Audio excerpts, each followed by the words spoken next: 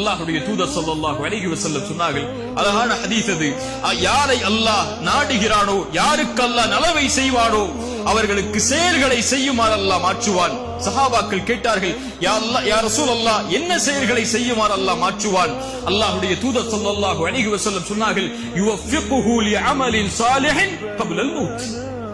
மரணத்திற்கு முன்னால் நல்ல செயலை செய்யக்கூடிய தௌஃபீக்கை, அருளை அல்லாஹ் செய்து மரணிக்க வைப்பார்.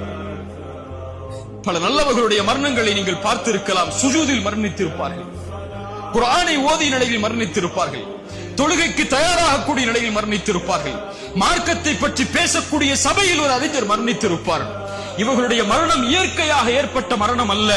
இந்த மரணத்தை தேர்ந்தெடுத்து இந்த நிலையில் இவர்களுடைய உயிர்கள் கைப்பற்றப்பட்டு இதே நிலையில் நாளை மறுமையில் அவர் எழுப்பப்படுவதை அல்லாஹ் விரும்பினான். அல்லாஹ் அதை ஏற்படுத்தினான் அவருக்கு மரணத்திற்கு முன்னதாக. அது போல பாவங்கள் செய்தவர்கள் அதே பாவத்துடைய நிலையை எண்ணியவர்களாக நாளை மறுமையில் வருவார்கள்.